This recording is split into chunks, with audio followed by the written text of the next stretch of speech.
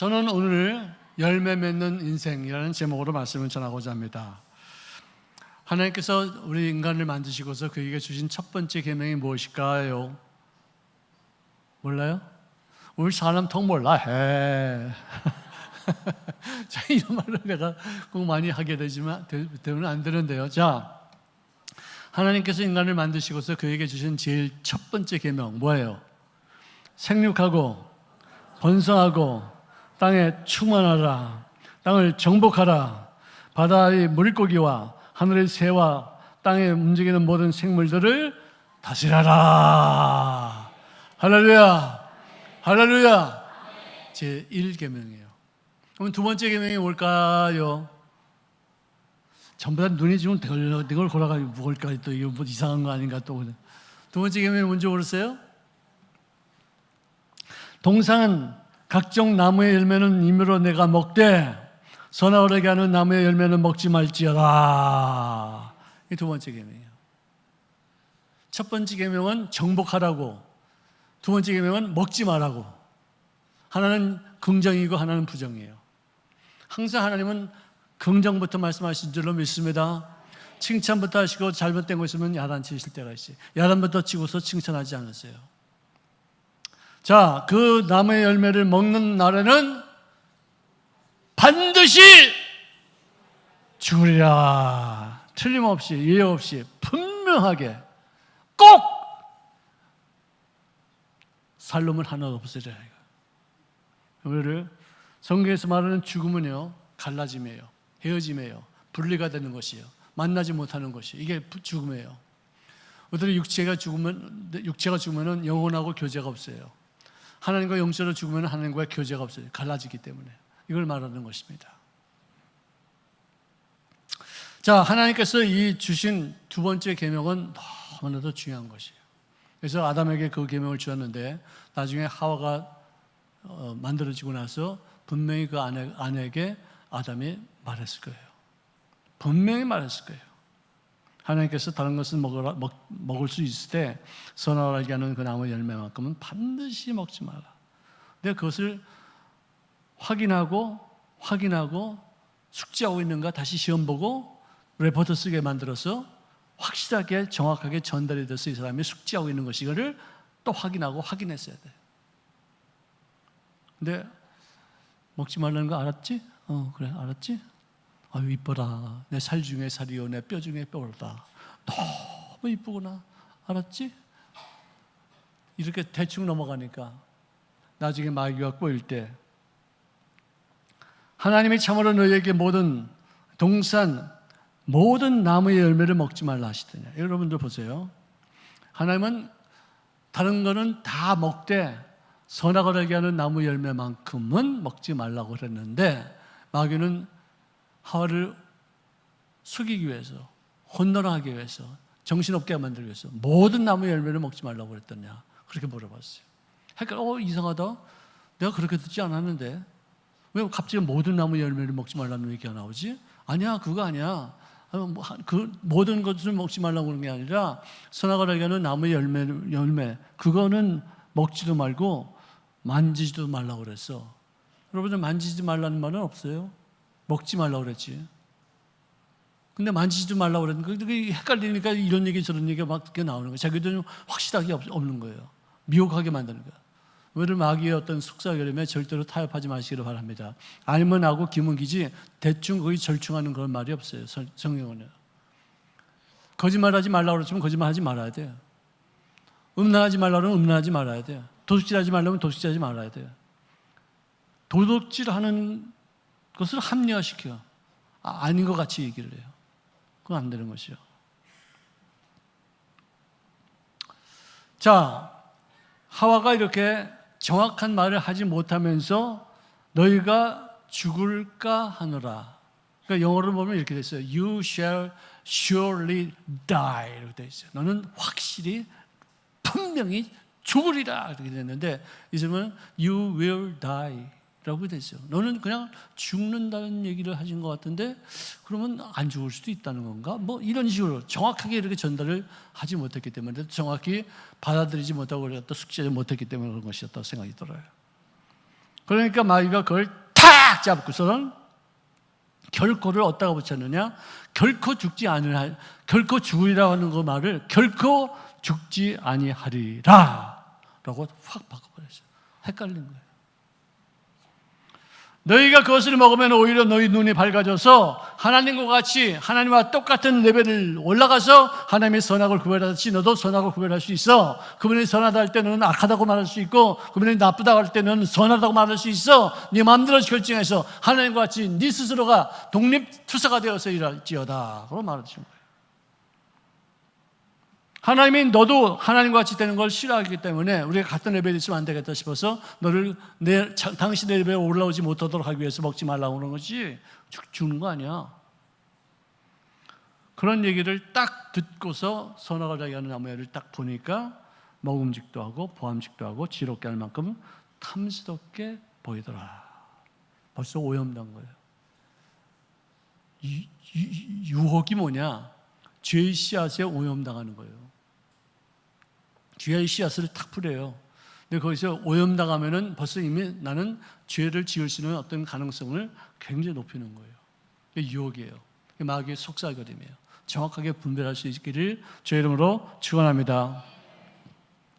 그래서 죄를 짓고서 그들은 동산나무 숲속 깊은 곳에 숨었습니다. 하나님께서 아담아 네가 어디 있느냐? 네, 제가 숨어서 숲속에 있습니다. 부끄럽습니다. 누가 너에게 먹지 말라 하는 나무 열매를 따먹겠느냐? 어쩌다 이렇게 됐느냐? 저는요, 하나님께 나에게 아내를 달라고 하는 말한 적이 없어요. 하나님이 알아서 주셨죠. 내 책임이 아닙니다. 하나님이 나에게 주신 그 여자입니다. 그 여자가요, 나를 꼬셨어요. 그리고서는 모든 책임은 제가 지겠습니다가 아니라 모든 책임은 하나님께 있습니다. 모든 책임은 저 여자께 있습니다. 나는 죄진 거 없습니다. 나는 그냥 유혹당 시킨 대로만 했습니다. 여러분, 죄는요 시킨 대로만 해도 그 죄예요. 죄를 하고 했느냐 안 했느냐가 중요하지 누구한테 유혹받았느냐 누가 때문에 그래 소용이 없어요.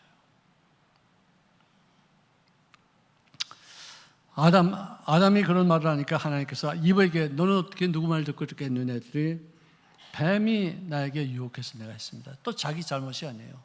남 탓하는 것이. 밤낮 예수 믿지 않는 사람들은 남을 탓합니다. 예수 믿는 사람들 가운데서도 또 누구 탓하는 사람들 많이 있어요. 아주 본능이에요. 타락한 본성이 남 탓하는 것이에요. 자기는 책임이 없어요. 자기는 그저 그냥 한 것뿐이에요. 어떻게 이렇게 자기가 잘못한 것을 고백하지 않습니까? 자, 그래서 하나님께서 이브에게 저주하기를 너는 평생 살면서 남편의 지혜를 받을 것이니라. 네가 이제 아이를 낳을 텐데 아이를 낳을 때 너가 죄를 안 졌다면 쉽게 낳을 수 있을 거냐며 죄를 지은 결과로 그 형벌로 말미암아 난산 아니면 산고의 어떤 진통을 많이 겪으면서 애를 낳을 것이니라.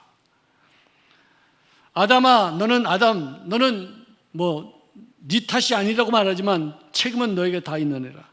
가시와 엉겅퀴 밭에서 네가 저주의 땀을 흘리다가 그 고난과 역경의 인생을 마치고 나서는 단 한 줌의 흙으로 돌아가게 될지니라. 이것이 너의 운명이다. 너무 비참하죠. 인류 전체를 우리가 보지 않아도 우리가 복음을 듣기 전에 기독교가 우리에게 전래되기 전에 있었던 한국 사람들을 우리가 보면은 저주가 얼마나 무서운지 하나님이 내리신 형벌이 얼마나 무서운 건지를 우리가 알 수 있어요.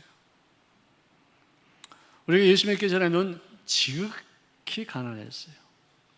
항상 욕하고 물고 찢고 싸우고 저주했었어요. 그러면서 부모들조차도 자식들을 축복하는 경우가 그렇게 많지 않았었어요. 밤낮 일 빌어먹을 놈, 거짓 깡통을 찰 놈아, 범에게 물어갈 놈아, 밤낮 이런 욕이나 했지. 그리고 욕하는 게 또 재미있어 해. 또. 욕을 안 들으면은 자기를 사랑하지 않는 줄 알아. 욕도 자식아 내가 널 사랑해서 하는 말이야. 그런 게 어디 있습니까? 말은 말이지. 그래서 항상 장수하지도 못하고 왕의 평균 수명이 45세밖에 되지 않았다니까. 그렇게 호의호식하고 모든 것을 즐기며 그렇게 누리던 왕들이 40세 좀 넘어서 죽었고 일반 백성들은 평균 수명이 40세 정도도 안 됐었어요. 그렇게 다 그러니까 남편이 바람 피워도 내버려 뒀어요. 왜? 조금 있으면 죽을 거니까. 요즘은 바람 피우면은 이혼해 버리죠. 왜? 앞으로 살 날이 많이 남았는데 그 꼴을 못 보겠다니까 이혼하는 거야. 나이가 들어도 이혼해 버려요. 옛날에는 이혼 안 했어요. 조금 있으면 죽으니까.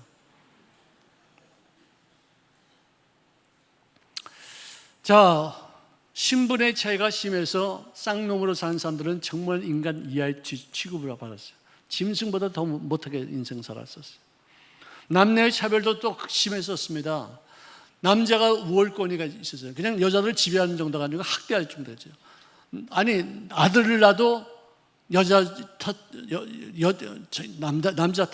남자가 애를 잘 낳았다고, 딸을 낳으면 전부 다 여자한테 다 누명 쓰여가지고 여자가 정말 잘못해서 딸을 낳았다고 그렇게 학대받고,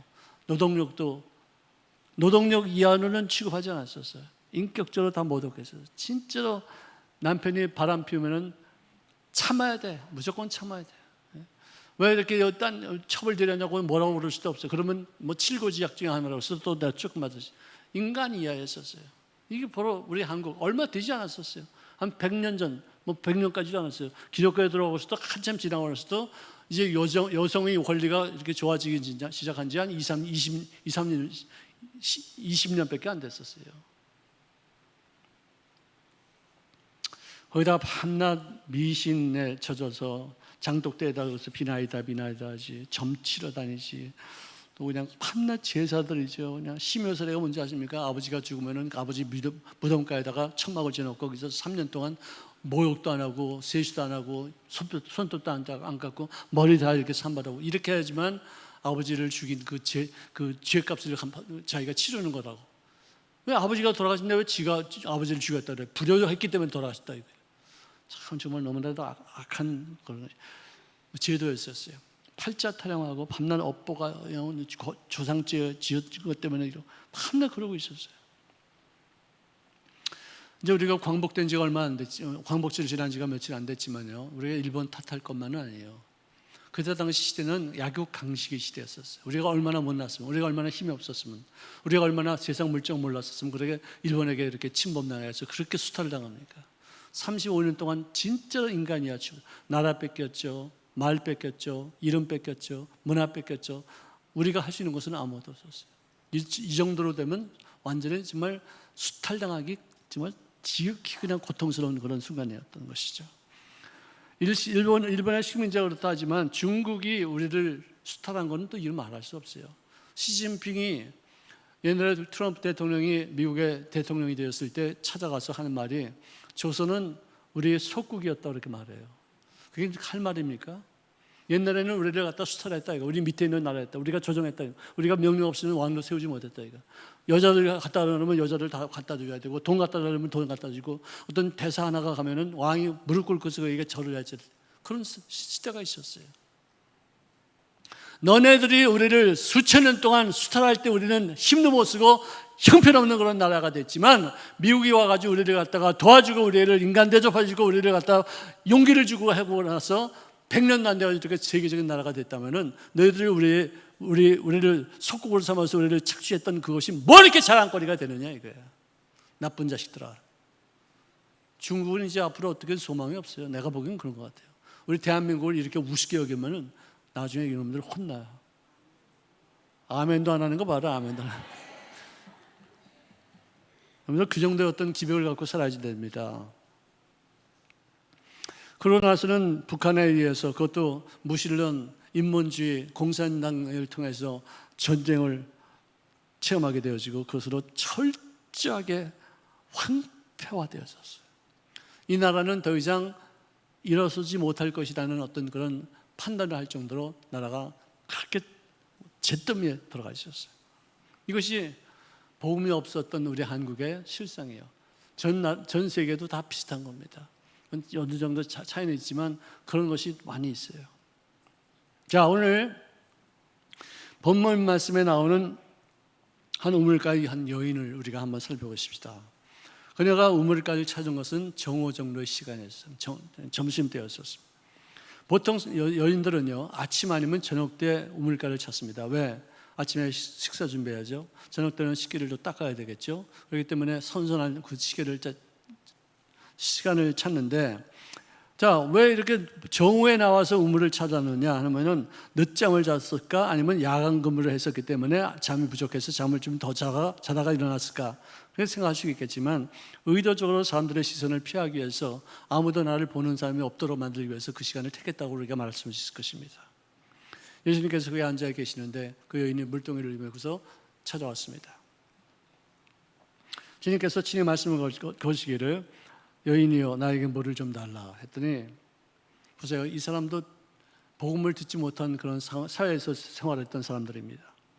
당신은 유대인입니다. 나는 사마리아 사람입니다. 당신은 남자입니다. 나는 여자입니다. 어떻게 남자가, 그것도 양반께서 쌍놈인 여자 나에게 물을 한 컵 달라고 청하실 수 있겠습니까? 팍 뒤집어놓은 거예요. 그동안 받았던 학대, 그동안 받았던 차별, 그동안 받았던 짓밟힘, 이것이 물 한 잔 달라고 청하는 사람들에게 팍 역으로 공격이 되는 것이요. 그래, 나한테 그렇게 모질게 하던 사람이 그래 나한테 이제 물 한 컵 청해? 없이 여겼던 그런 인생들을 갖다 나한테, 네가 물 떠먹지 왜 나한테 청하냐, 나같이 이렇게 정말 비참한 여자한테 넌 양반 아니야, 남자 아니야, 네가 알아서 하지 왜 나한테 청하냐, 그런 거 아니겠습니까? 그래서 주님께서 그녀의 마음을 아시고서 한 말씀이, 너에게 물을 좀 달라고 하는 이가 누구인지를 네가 알았더라면 오히려 네가 나에게 구하여서 내가 너에게 생수를 주었을 것이라. 아니, 물을 청하더니 이제는 물을 주시겠다고요? 이 물이 얼마나 깊은지 아십니까? 지금 두레박은 내가 갖고 있습니다. 당신이 나에게 주겠다는 물이 무슨 말입니까?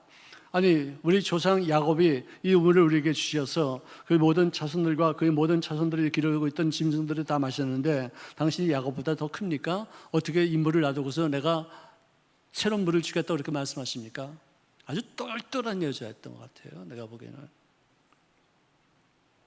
그래서 주님 하시는 말씀은, 이 물을 마시는 자마다 다시 목마를 것이지만 내가 주는 물은 이 물과 달라서 너희 속에서 영생하도록 솟아나는 샘물이 될 것이니라. 할렐루야. 이 여자가 깜짝 놀랐어요. 아, 이 물을 주겠다는 아니고 또 다른 물을 주시겠다? 근데 그 물은 영생수다. 이 물을 마시면 목마르지 않을 것이다. 이게 무슨 물이야? 주여, 그런 물을 나에게 주십시오. 내가 목마르지도 않고 또 여기에 물길로 또 와서 사람들의 어떤 눈치를 갖다가 보면서 시선을 피하기 위해서 이렇게 돌아다니지 않아도 되지 않겠습니까? 그 물을 저에게 좀 주십시오. 그랬더니 주님께서 하신 말씀이, 가서 내 남편을 데리고 와라. 여러분들, 지금도요, 우리 한국의 여성들이 한 50% 이상은 남편의 위치에 따라서 당신의 위치도 올라갔다 내려갔다 할 수 있어요. 당신 남편 뭐예요? 공무원이에요. 그럼 안정된 삶을 살겠네요. 남편의 직장을 보고서 아내의 위상을 정하는 거예요. 당신 우리 남편 사업해요. 그래요? 그러면 연봉이 얼마나 돼요? 아니, 그 연봉이 이제 1년 수입이 얼마 돼요? 한 5억 됩니다. 그러니까, 그래요? 그럼 부자시네요. 남편의 재산 갖고서 여성을 평가하는 거예요. 요즘은 또 여자들이 무지 세가지고 남편보다 돈 많이 갖고 있는 데도 많이 있습니다. 그렇지만 아직까지도, 앞으로는 좀 더 그렇게 되겠지만 아직까지도 남편에 의해서 여성의 위상이 결정되는 시대를 우리가 살고 있어요. 내 남편을 데려와라. 네 얼굴이 뭐냐? 네 명함이 뭐지? 네가 이런 업적이 뭐냐? 네 남편이 이렇게 되면은 네 남편을 보고서 내가 너를 판단하마. 그거 아니에요. 너 얼마나 저금했어? 차 못 타고 다녀? 집안에 몇 평이지? 어디 도봉에 살아? 아니면 강남에 살아? 이것으로 다 평가하는 거예요. 그랬을 때 얘는 말씀하기를, 나에게는 남편이 없습니다. 그랬더니 주님께서 하신 말씀이, 너에게 남편이 5이 있었어. 그때마다 너의 위상이 달라졌었어. 근데 지금은 네 남편이 없지. 그리고 지금 같이 살고 있는 자도 너 남편이 아니니 네가 남편이 없다고 말한 것, 그거 참 정말 거짓말이 아니고 진짜구나. 너 내세울 업적이 뭐야? 네 얼굴이 어떤 것이지? 네가 타고 다니는 차가 뭐야? 너 몇 평에서 살아? 네가 여태까지 평생 살면서 땀 흘려 애쓴 것에 대한 그 열매가 뭐야? 나한테 좀 보여줘. 그것으로 너를 평가하마. 그 뜻이에요. 없습니다. 이 여인이 5 남자를 바꿀 정도면 굉장한 지식과 똑똑함과 미모가 있다고 저는 생각해요. 어떻게 한두 번 가기도 힘든데 5번이나 남편을 바꿀 수가 있어요. 보통 똑똑지 않으면 남자들이 걸려 넘어가지 않을 정도가 됐던 것 같아요. 맨 처음에 이 여인이 결혼한 대상이 누구였을까요? 네? 누구였을까요? 아마 그렇게 똑똑하고 그렇게 미모가 있고 그렇게 준출한 그런 여인이었다면 아마 영화배우 정도의 사람하고 결혼을 했을 거라고 생각해요. 그 정도의 가치가 있다고 생각했어요. 남편이 아름답죠. 키도 크죠. 눈도 부리부리하죠. 그냥 잘생겼죠. 연기도 잘하죠. 인기도 있죠. 사람들이 막 따르죠. 뭐 영화 대종상 봤죠. 기가 막히죠. 근데 너무나도 인기가 있고 잘생기니까 많은 사람들에게 인기가 있었고 사랑을 받는 반면에 유혹도 무지하게 많은 거예요. 참 집에 들어오지 않은 경우도 많이 있고 그냥 술 먹고 있다가 나 친구 집에서 잔다고 그러는 것도 많이 있고 장례식에 있어서 지금 거기서 지금 자고 간다고 그러는 그냥 집에 들어오질 않아. 너무나도 괴로운 거예요. 내가 인생을 이렇게 살려고 그런 것이 아니었는데 내 남편을 자랑스럽게 여기고 내 남편을 자랑하고 이것이 내가 이룬 업적, 내가 이렇게 좋은 남편하고 얻을 정도로 난 똑똑한 사람이야, 난 미모가 있는 사람이야, 이런 얘기를 들으려고 그랬는데 이거는 너무 고통스러운 거예요. 그래가지고 고민하고 괴로워하고 또 상담 받아보고 랍비도 찾아가서 또 신앙도 서로 이야기를 나눠보고 도저히 안 되겠다 싶어서 이제는 강한 결단을 통해서 이혼을 결단하게 됩니다. 이거 영화 배우는 안 되겠다. 좀 그래도 정직하고 올바르고 법적으로도 가작 없고 모든 면에서 남을 살리겠다는 어떤 그런 변호사는 어떨까 싶어서 변호사가 청혼을 했을 때 죄인 편에 서서 변호하고 법을 너무나도 잘하니까 잘못된 것 가정의 법도 잘 지키겠지 하면서 수락해서 결혼했습니다. 정말 훌륭하죠. 변호사하고 또 결혼했어? 야, 정말 훌륭하네. 어떻게 그런 변호사가 이렇게 당신을 이렇게 마음에 호감을 가질 정도로 정말 당신 가치가 굉장한 사람인 것 같아. 근데 이 사람은 항상 죄인들만 바라보고 또 변명하고 또 위선적으로 거짓말하고 자기는 어떤 빠져나가기 위해서 돈 쓰면서 변호사 일을 저래 갖다 감당하게 하는 그런 일만 자꾸만 보니까 세상에 의로운 사람은 없구나, 전부 다 거짓말쟁이구나, 전부 다 믿을 놈은 하나도 없구나 싶어서 심지어 자기 부인까지도 의처를 하는 거예요. 의심하는 거예요. 아니 그럴 수도 있다는 얘기지 이게 진짜로 있는 얘기는 아니고요. 사마리아 여인을 내가 빗대어서 이렇게 한번 얘기를 한번 해보는 거예요. 누구야 또 어떤 놈이야 또 이러고 이렇게 생각하는 분이 있는 것 같아요. 도저히 의처증에 있는 남자하고는 살 수 없습니다. 끊었습니다. 이렇게 똑똑한 사람들, 이렇게 법을 다루는 사람들, 이런 사람들하고 하면 안 되겠다. 아직 아무것도 없어도 그냥 나를 사랑해주고 나를 준기 여겨주는 사람이면 좋겠다 싶어서 농부와 여부로 결혼하는데, 농부는 낭만적인 어떤 전원 생활을 할 수 있게 하는 그렇게 만드는 사람이 있을 것이다. 얼마나 정확하냐. 심은 대로 거두고 애쓰고 수고하고 땀 흘린 것만큼은 수확하고. 그런데 남편은 농사일 나가면은 자기는 집에 있으면서 외롭고 단조롭고 퇴비 냄새 나는 그런 어떤 화장실을 다녀야 되고 너무나도 격이 떨어지는 어떤 삶을 살았다는 것을 생각하게 돼요. 이것도 아니구나, 이것도 내가 할 수 있는 일이 아니구나 싶어서 이번에는 좀 더 교육적인 사람, 교육을 많이 하고 공부도 많이 하는 사람들을 또 택해야 되겠다 싶어서 과학자가 청원할 때 그를 수락합니다. 고고한 품위가 있습니다. 정말 학식도 많습니다. 많은 사람들이 존경합니다. 그 사람이 내놓은 어떤 이론, 어떤 그런 논문, 학위 굉장히도 않았었습니다. 근데 뭐냐, 이렇게 훌륭한 사람인데도 불구하고 그는 자기에 대해서, 자기 아내에 대해서는 전혀 관심 없는 채 밤낮으로 연구실에 처박혀서 공부하고 연구하고 또 논문을 쓰고 거기에 몰두하는 것에 너무 학을 띠는 거예요. 아주 현매를 느끼는 거예요. 여보 좀 어떻게 좀 나하고 좀 얘기 좀 해. 텔레비에 누가 나왔어? 전혀 생각지도 않다. 공부에 전념하는 거예요. 안 되겠다 싶어서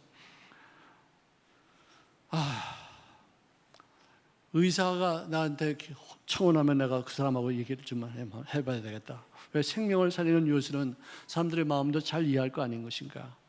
그 사람이 사람을 살리는데 그렇게 애쓰면은 나 같은 사람도 힘들어할 때, 외로워할 때 심리학적으로 또는 정신적으로 잘 파악해서 나를 갖다 존귀 여기고 나를 치료해 줄 것이 아닌 것인가.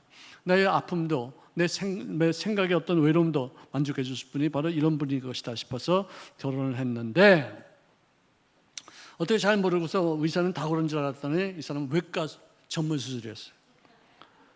외과 의사는요 항상 수술을 많이 하지 않습니까? 그 수술할 때 오는 그 스트레스, 수술을 하고 나서 끝나고 나서 오는 스트레스, 사람이 죽기만 하면은 그것 때문에 자기가 오는 어떤 그런 아픔이 너무나도 충격이 크기 때문에 밤낮 이 사람은 수술 전후에 또 그리고 수술하지 않을 때에도 술로 소유를 하다가 알코올 중독자가 된 거예요. 자, 5분의 남자를 만났지만 전부 다 헛되고 헛되며 헛되고 헛되니 모든 것이 헛되도다. 전도서 1장 2절 5번 얘기해요. 그래서 그 다음에는 결혼도 하지 않고 아무나 왔다 갔다 하는 사람, 오다 가다 만난 오서방하고 만나가지고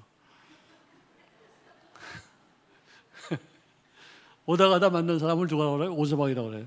우리 도봉 구청장 이름이 뭐예요? 오원서. 오다 가다 만난 사람은 오서방이라고 합니다. 자, 이 한 남성의 섹스 파트너로 전락해서 이제는 꿈도 없고 소망도 없고 그저 다 무너진 채로 이렇게 전락한 상태가 되었어요. 자, 5 더하기 1은 몇이에요? 근데 예수님께서는 5 더하기 1은 0이라고 그러니까 뭐라고 그랬어요? 이 말이 맞다 그랬어요. 5 더하기 1은 6은요 육체적인 삶이에요. 육체적인 삶이에요. 근데 5 더하기 1은 0, 영적인 삶이 시작되는 거예요. 할렐루야. 할렐루야. 내가 5이나 남편이 있었고 지금 같이 살고 있는 남편도 네 남편이 아니니까 네가 5 더하기 1은 0이라고 말한 그 말이 맞도다. 이제부터 영적으로 인생을 살게 될지어다. 육체적으로 살아봤자 아무런 의미도 없다. 그야말로 영적 인생이다. 이제부터 영적으로 살아야지만 참된 의미 있고 가치 있는 여생을 살게 될 줄로 믿습니다. 돈과 명예와 인기와 권력과 쾌락, 이거보다 더 중요한 것은 뭐냐? 인생의 참 가치를 아는 인생. 아무리 헛되다 하더라도 그 헛된 것을 자꾸만 강조하는 이유가 뭐냐? 역설적으로 진짜로 가치 있는 것이 있다는 것을 알려주기 위한 그런 내용이다 이것이에요. 예수님께서 그에게 전도하십니다. 하나님은 영이시니라. 하나님은 영이시기 때문에 그분과 더불어 교제하기 위해서 성령과 진리로 그와 예배할 때만이 인생의 참 가치고 인생의 진정한 의미가 있는 인생이 자체이지, 네가 전 세계를 다 얻었다 할지라도 네 목숨을 잃고 하나님을 영화롭게 하지 못하고 주님과 교제하지 못하는 그런 육체적인 인생이라면 무슨 가치가 있겠느냐. 너무나 놀라운 얘기죠. 우리들도 전부 다 영적 인생에 대하지 하나님을 찾아요. 갖고 있을 때는 절대로 하나님을 찾지 않습니다. 다 잃어버리고 다 빼앗기고 다 놓치고 이제는 절망이고 이제는 막다른 골목이고 이제는 갈 데도 없어. 이제는 누구 의지할 데도 없어. 믿을 게 아무것도 없어. 그럴 때서 오히려 영적인 생활이 시작되게 될 줄로 믿습니다. 자, 이랬을 때 이분은 깜짝 놀랐습니다. 그리스도께서 오신다면은 그분이 우리들에게 모든 것을 다 알려준다고 하시는 얘기는 들었습니다. 그랬을 때 주님께서 하신 말씀이 내가 말하는 바로 그 사람이 바로 나다. 내가 바로 네가 말하는 내가 바로 그분이야. 너무 놀랐어요. 이분이 메시아야? 이분이 그리스도야? 이분이 세상을 구원하실 분이야? 나도 이제는 영적 인생에서 이분을 만나면 나는 정말 가치 있는 인생이 되겠네. 그래서 저는 그런 물덩이를 내버려 두고서 뛰어나가서 사마리아 동네에 외칩니다. 메시아라고 하는 분이 오셨다. 내 인생의 전체를 다 말해줬던 그리스도께서 오셨다. 나와서 그를 만나라. 너희들도 구원받아라. 천국 백성이 될지어다. 헛된 것을 추구하지 말고 가치 있는 일을 위해서 하나님과의 만남이 이루어지게 될지어다. 전파했었어요. 그 사이에 사마리아 동네에 가서 먹을 것을 구하기 위해서 갔던 제자들이 와서 주님 앞에 음식을 드리면서 말씀합니다. 드십시오, 주님. 했을 때 주님께서 제자들에게 하신 말씀이 이것입니다. 나보고 이 음식을 먹으라고? 난 벌써 먹었어. 무슨 음식을 드셨습니까? 나의 양식은 나를 보내신 이의 뜻을 행하며 나의 양식은 그의 일을 온전하게 이룰 때 나는 배부르다. 난 배고프지 않다. 만족한다. 그때야말로 두 다리 쭉 뻗을 수 있다. 정말로 내 인생의 가치는 뭐냐? 하나님이 나를 보내신 그 의미 있는 일들을 행할 때, 천하보다 귀한 영혼을 구원받아 그걸 천국으로 만드는 그거 할 때마다 마음에 큰 기쁨이 있고 만족함이 있고 더 이상 먹을 거 안 먹어도 된다. 배부르다. 정말 만족한다. 한 여인을 구원시키고 나서 주님의 표현한 그 내용이 그렇게 아름다운 것이었어요. 여러분들도 천하보다 귀한 영혼에게 말씀을 전하고 그의 인생을 주님 앞에 구원받게 하는 그런 인생을 살게 하실 때 진정한 의미에서 만족감이 넘쳐나지게 될 줄로 믿습니다. 이것을 양식으로 삼으시기를 바랍니다. 가치 있는 일을 할 때 정말로 배부릅니다. 밥 안 먹어도 됩니다. 만족합니다. 두 다리 쭉 뻗고서 잠을 잘 수 있습니다. 아침에 일어나서 찬양할 수 있습니다. 할렐루야. 이것이야말로 가장 가치 있는 일들을 행할 때 그것을 양식으로 삼아서 그것을 통해서 배부르는 인생, 삶의 만족을 얻게 하시는 귀한 삶이 되시기를 주의 이름으로 축원합니다. 그래서 제자들이 예수님의 그 말씀을 듣는데 사마리아 사람들이 쫙 나와서 예수님 주변에 몰렸습니다. 제자들이 지금 한 여인이 외치는 소리를 들었습니다. 당신께서 그리스도라고 말씀하시는데 이곳에 좀 더 머무르셔서 그리스도께서 하신 말씀을 저희들이 좀 듣고 싶습니다. 자신이 행한 모든 것을 다 말했다고 증언했던 그 여인의 전도도 중요하지만 우리가 직접 주님과의 만남이 이루어지기를 원합니다. 했습니다. 그랬다 주님께서 이틀을 더 머무셨어요. 그래서는 거기서 직접 하시는 말씀도 듣고 그분이 하시는 어떤 행적과 그의 모든 어떤 그런 구약 성경을 해석하는 것을 보고서 이제 내가 직접 이분의 말씀을 듣고 보니까 이분은 구세주의심이 분명하다. 내가 도저히 어떻게 부정할 수 없는 어떤 진리를 내가 깨닫게 됐다 해서 믿게 된 줄로 믿습니다. 전도의 열매처럼 귀한 것은 없습니다. 여러분들 정말로 열매 맺는 신앙생활을 하시기를 주의 이름으로 축원합니다. 하나님께 나가서 내가 돈 많이 벌면서 살았습니다. 건강히 살았습니다. 남에게 선한 일 많이 했습니다. 그것보다 더 중요한 것은 뭐냐? 한 영혼을 주님 앞에 이끌어간 그 열매를 주님 기억하시고 우리에게 상급을 허락하실 줄로 믿습니다. 우리 한국 사람들은요, 미국의 기독교 정신으로 무장된 선교사들이 와서 우리를 처음으로 인간 대접을 해주었어요. 사람 대접도 했었어요. 영적 광복으로 세워진 대한민국의 위상이 지금 얼마나 큰 줄 아십니까? 올림픽을 해도 올림픽 선수들이 하는 모습을 보면은 경기를 잘해서 메달을 딴 것과 안 딴 것 그런 중요한 게 아니라 마음 자세며 행동하는 것이며 어떤 그런 싸우던 사람과 더불어 함께 서로 간에 어떤 대화하는 내용이며 이런 모든 것이 정말 업그레이드된 한 단계 큰 위에 어떤 그런 문화적인 수준이 있다는 것을 우리가 알 수 있어요. 우리나라 사람들이라서 우리나라 그 선수들이라서 하는 말이 아니라 서양 사람들이 그 선진국에 했던 사람들, 우리에게 복음을 전했던 사람들이 지금은 기독교의 쇠퇴일로의 길을 갖고 있기 때문에 기독교의 문화, 기독교 정신이 많이 쇠퇴해서 개인주의, 쾌락주의, 금전 만능주의에 빠져가지고 지금은 기독교의 예절, 기독교의 정신이 많이 소멸된 그런 상태예요. 그들이 전해준 그런 어떤 기독교 정신을 우리가 지금 본받아서 진짜 밑바닥에 있던 나라가 이렇게까지 전 세계에 영향력을 끼칠 수 있는 나라가 된 것은 역사상 처음이 있는 일이에요. 기독교 정신 외에는 이렇게 할 수 있는 것이 없어요. 모든 면에서 들어가는 어떤 것들, 한국 음식이 이렇게까지 각광받고 이렇게 전 세계 사람들에게 사랑받게 될 줄 누가 알았겠어요? 그 누가 알았던 거, 알았었던 거 아무것도 몰랐어요.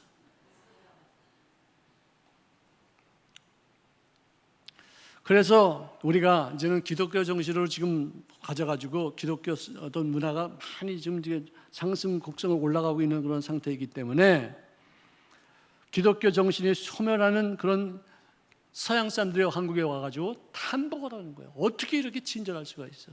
어떻게 이렇게 헌신적이야? 어떻게 예절을 지킬 수 있어? 어떻게 이렇게 법을 지키지? 어떻게 이렇게 소비자 중심으로 물건을 이렇게 만들지, 정말 형편없었던 어떤 자동차 선박도 이제는 몇십 년 안 돼가지고 이렇게 세계적인 어떤 작품을 만들 수 있는 것은 뭐냐? 이것은 기독교 정신. 대접받고자 하느냐? 대접받고자 하는 대로 대접하라!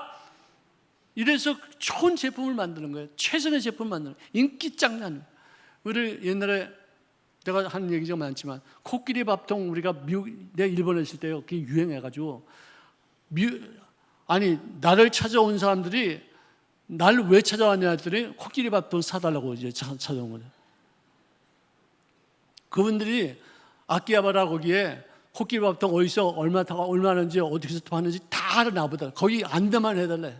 가면은 지들이 알아서 다 해요. 그래서 코끼리 밥통 한두 개는 꼭 사고 갔는데 얼마에 안 있어가지고 한국이 쿠쿠 밥통을 만들었는데 코끼리 밥통 저리 가라 이씨. 얘 꺼져라.